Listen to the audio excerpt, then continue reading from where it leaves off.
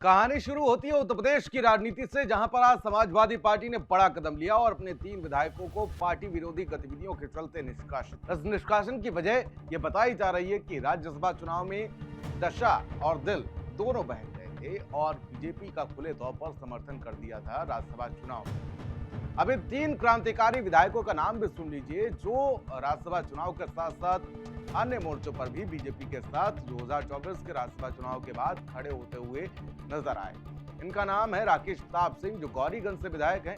इनका नाम है अभय प्रताप सिंह, जो गोसाईगंज से विधायक हैं। राकेश प्रताप सिंह, जो गौरीगंज से विधायक हैं। और ऊंचाहार से मनोज पांडे। जी हाँ, मनोज पांडे, जो कई वरिष्ठ पदों पर भी रहे हैं। समाजवादी पार्टी में मुख्य सचेतक पद पर ये रहे हैं और उस वक्त भी ये मुख्य सचेतक पद पर थे जब इन्होंने समाजवादी पार्टी की बजाय बीजेपी को वोट कर दिया था। हालांकि ये सिर्फ 3 लोग नहीं थे उस वक्त, ये नाम 7 थे। जी हाँ, ये 7 नाम थे जो उस वक्त बीजेपी का समर्थन करते हुए दिखे थे। लेकिन उसके बाद पार्टी ने इन लोगों को चेतावनी दी थी कि आप सुधर जाइए, आप पार्टी की लाइन से हट के बात ना कीजिए, नहीं तो आपको निष्कासित कर दिया जाएगा। और ठीक 1 साल का समय लिया पार्टी ने, इनकी गतिविधियों को देखा, इनकी गतिविधियों को समझा, लेकिन ये लोग अपनी आदत से बाज नहीं आ रहे थे। यहाँ तक कि मनोज पांडे जो थे वो तो अमित शाह तक से कई बार इस दौरान मुलाकात तक कराए। राकेश प्रताप सिंह सीएम योगी आदित्यनाथ के करीबी मानने जाते हैं, जिनके कहने पर उन्होंने वोट किया था।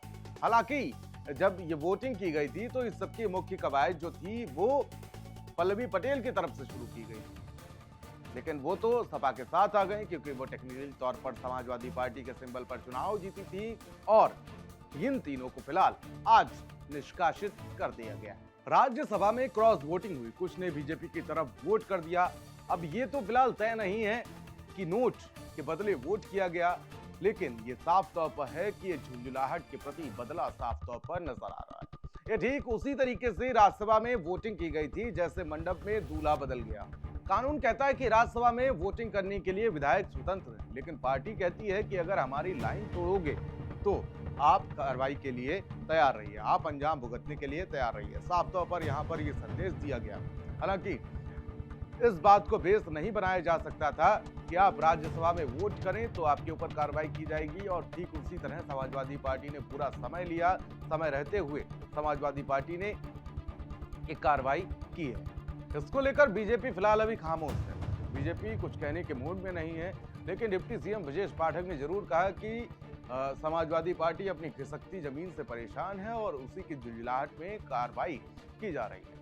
बीजेपी का खामोश रहना ही बिल्कुल ठीक यहाँ पर नजर आ रहा है, क्योंकि जिस तरीके से देखा जाए तो बीजेपी के खामोश रहते हुए भी खेल उसी के पाले में किया जा रहा है। लेकिन अब ऐसे में कई सवाल पैदा हो जाते हैं कि आखिर टिकट बंटवारे के वक्त विचारधारा कहाँ सोई हुई थी।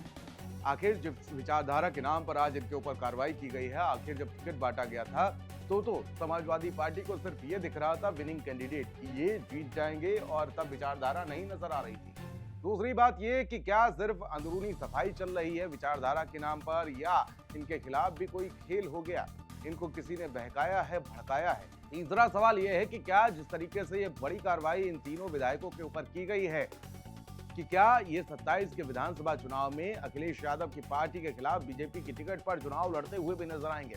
चौथा सवाल यह है कि जिन 4 और विधायकों ने समाजवादी पार्टी के खिलाफ क्रॉस वोटिंग की थी, क्या आखिर उन पर भी कार्रवाई की जाएगी?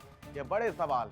तो इससे निष्कर्ष क्या निकला? आज सपा निकाल रही है, कल बीजेपी गले लगाएगी, परसों जनता फिर वोट करेगी और उसके बाद सिर्फ यही कहा जाएगा कि राजनीति गंदी। इन तीनों विधायकों के निष्कासन पर आपका क्या कहना है? हमको कमेंट बॉक्स में जरूर बताइएगा। तब तक के लिए मुझे दीजिए इजाजत। नमस्कार।